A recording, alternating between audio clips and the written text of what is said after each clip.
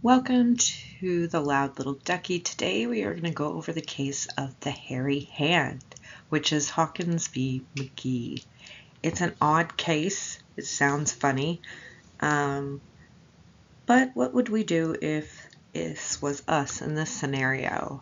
I am going to kind of do a series of odd cases. So this is going to be the first one. George Hawkins had been burned on the hand at age 11 in 1920 in an accident resulting from a faulty wiring in the electric lighting of his family's kitchen in Berlin, New Hampshire. After healing, the use of his hand was not noticeably impaired. He had, according to the memory of surviving members of his family in an interview nearly 60 years later, a pencil-sized scar on his right thumb and forefinger, and across the tissue separated them. The scar wasn't noticed by the family physician, Dr. McGee. The scar was noticed by the family physician, Dr. McGee, on a house call in 1924. For 3 years, Dr. McGee urged Hawkins and his parents to have a skin graft, stressing the social uncomfortable character of such a scar. The doctor provided significant assurance as to the outcome of the surgery. "I will give the boy a whole new hand.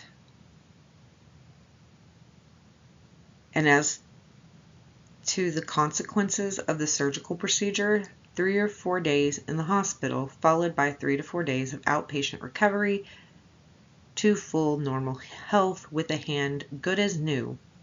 Part of the doctor's motive, it was suggested by the plaintiff's attorney, was to experiment on skin graft techniques that he had witnessed but not previously performed. That was held to be the element of consideration in the ensuing trial proceedings. Hawkins finally consented against advice obtained years earlier from specialists in Montreal that nothing useful further could be done for the hand, and the surgery was undertaken in 1928. This case was filed in 1929. They do use skin grafts in surgeries, but back then I'm sure certain areas were new and hadn't been done yet. So remember, we've come a long way from back in the 1920s. The result was most horrid. When his mother beheld George in post-operative recovery, she fainted. Her son was lying bleeding profusely with his hand grafted to his chest. Bleeding continued intermittently throughout the remainder of his life. The wound became infected, and post-operative hospitalization was prolonged through 3 months. After the graft was released, the skin removed from his chest began to sprout hair on George's hand. Full use of his hand was never recovered, and George, a shy person in any event, dropped out of high school in mortification at its appearance. Further consultation with Montreal specialists resulted in the same advice: cut your losses and do nothing further. A local Berlin attorney masterminded, or by blind luck mistakenly stipulated, the charge of breach of contract instead of the more ordinary charge of tort, though malpractice or negligence. Negligence might have been very difficult to prove in this case, is what they said. Remember, this is the palm of his hand. And so the skin graft came from his chest, which is still done today, because I was looking at that, because I can see that being an issue, but maybe they do something to make chest hair that you had on, if you skin graft it to another part of your body, that the hair won't grow there or something. Maybe I don't know. If you have any knowledge about a skin graft with where hair grows to a part where hair isn't supposed to be, let me know if you know anything about it. Procedural history. Following a trial, the jury found in favor of Hawkins. On McGee's motion, however, the trial court set aside the verdict as excessive. Hawkins appealed to the New Hampshire Supreme Court. Issues and holdings. 1. Can a doctor's promises result in a contract being formed? Yes, they can. 2. Are contractual damages measured by the value of what a plaintiff would have received in the contract was not breached? Answer, yes. So for the judgment, because it was excessive, they ended up ordering, the New Hampshire Supreme Court ended up ordering a new trial. The rule of law or legal principle applied. The measure of a plaintiff's damages because of a breach of contract is the difference between the value plaintiff would have received if defendant did not breach the contract and the value that the plaintiff received. So he received a hairy palm, and what he wanted was the perfect hand. But in the middle was his normal hand that he already had. It was scarred and fully functionable. It just cosmetically didn't look good. I don't know if the scar prohibited him from, opening his hand flat out. I have worked on clients who do have scars and stuff in their hands, or they've had some surgeries, and because of the scarring, their hand doesn't open and go flat like it should. I don't know if he was having issues with that or not, but it's basically, he wanted to receive a perfect hand. He was told that, but he received a hairy hand. And he probably should have just left his hand alone. But this doctor was pushy and ended up convincing him, which is not right. The reasoning. First, the New Hampshire Supreme Court found that McGee's statements guaranteeing 100% perfect good hand created a contract between Hawkins and McGee. That is because there was evidence at trial showing that McGee solicited Hawkins and his father to do the surgery. Yeah, he was pushing them. Let me do the surgery, and it'll turn out 100% perfect, which should never be promised. Like, don't promise 100%. That's your hope that it turns out that way. But there is a reason that we have side effects and things listed. You have to sign all these papers now saying, you're going to have surgery, but this, and this could happen, because they're not guaranteeing it. It's just something that if it works, and should work if it has been proven to work, more than likely it will end up better, but never 100% guaranteed. McGee, in fact, did not have much experience with skin grafting and sought Hawkins to get more experience with the procedure. Go practice on some cadavers, please. Second, based on the similar contract cases, the proper measure of damages is the difference between what was promised and the actual result. The trial court improperly instructed the jury that the measure of the damages should be Hawkins' pain and suffering. Since pain and suffering is expected to occur by virtue of an operation itself, a new trial is necessary, so the jury is instructed on the proper measure of damages. So they had them, have this trial to say, hey, this is how much you should get for, the procedure and what was done to him, and then, the pain and suffering damages. Well, he signed up when he agreed to the surgery, even though maybe coerced. When you're signing up for surgery, there's going to be some pain and suffering and some recovery. So the jury shouldn't be awarding them pain and suffering for something that they agreed to, is what they're saying. The significance. This case is the famous hairy hand case that virtually every law student studies in the first year contracts class.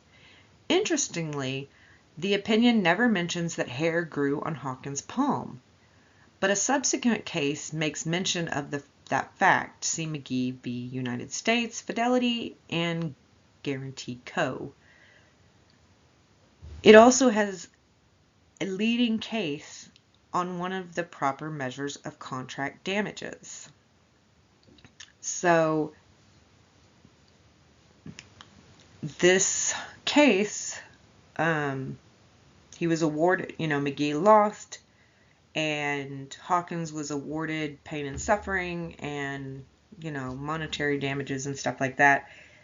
And then the appellate courts came back and said, you did it wrong. You need to go back and do a new trial, because this was not how these jury instructions should have been. So here is McGee versus the United States Fidelity and Guarantee Co. The citation, 4th Circuit, 1931. So brief fact summary: a doctor conducted a surgical procedure on a patient's hand, and the doctor botched the procedure. After the patient settled with the doctor sued his malpractice insurance carrier for not covering his liability.